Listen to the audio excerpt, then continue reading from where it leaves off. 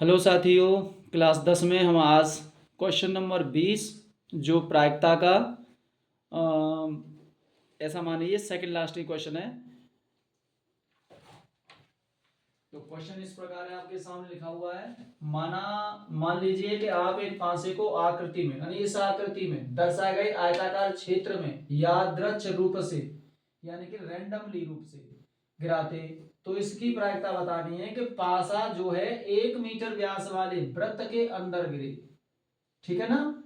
तो इसके लिए हमें क्या करना पड़ेगा, आयताकार भाग की क्षेत्रफल और वृत्त का क्षेत्रफल दोनों अलग अलग ज्ञात करने पड़ेंगे। तो सबसे पहले हम बात करेंगे आयताकार की। तो आयत की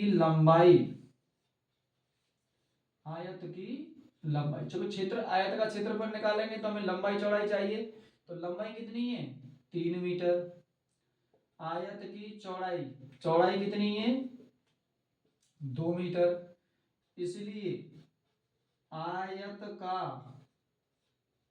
क्षेत्रफल, तो आयत का क्षेत्रफल क्या होगा, लंबाई गुणा चौड़ाई। तो लंबाई है 3 मीटर और चौड़ाई है 2 मीटर, इक्वल टू ये हो जाएगा 6 मीटर स्क्वायर। ये क्या हो गया, आयत का क्षेत्रफल हो गया। अब बात करेंगे हम वृत्त की। तो वृत्त में दिया हुआ है डायमीटर। अब डायमीटर बोलते हैं व्यास को, तो व्यास दिया है तो यहां लिखेंगे वृत्त का व्यास कितना दिया है, 1 मीटर। तो वृत्त की आर कितनी हो जाएगी, 1/2, यानी कि व्यास में 2 का भाग देते हैं जब आर निकालते हैं, तो 1/2 मीटर हो गई। अब निकालेंगे वृत्त का क्षेत्रफल।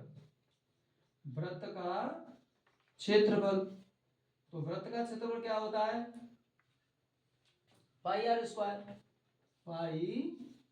स्क्वायर। तो पाई आर की वैल्यू कितनी हो जाएगी, 1/2 का स्क्वायर, यानी कि पाई अपॉन 4 मीटर स्क्वायर। तो दोनों के हमने क्षेत्रफल निकाल लिए। अब सवाल को एक बार और पढ़ें जिससे सवाल अच्छे से समझ में आए। वो पूछ रहा है कि इसकी क्या प्रायिकता है कि वह पासा 1 मीटर व्यास वाले वृत्त के अंदर गिरे। तो पासे के यहां लिखेंगे पासे की वृत्त के अंदर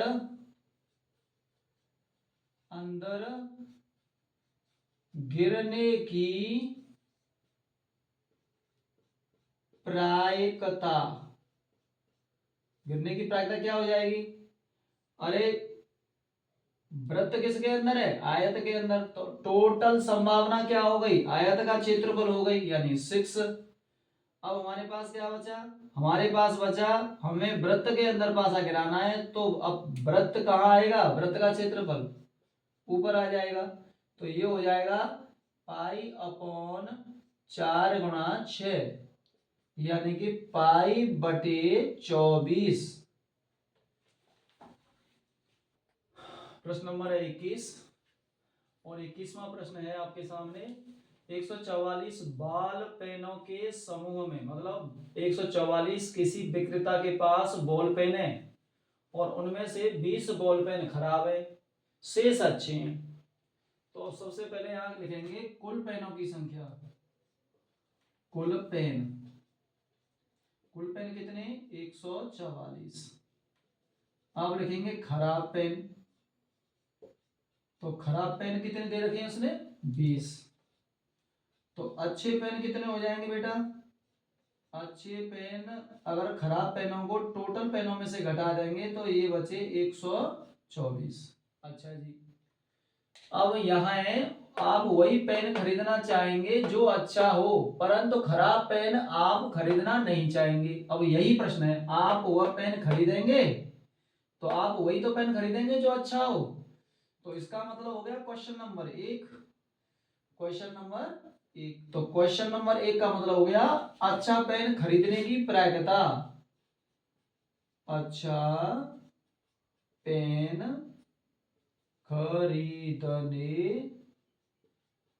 की प्रायिकता यानी कि पीई कितनी हो जाएगी? टोटल पेन कितने थे? 144। अब उसमें से अच्छे पेन कितने? 124।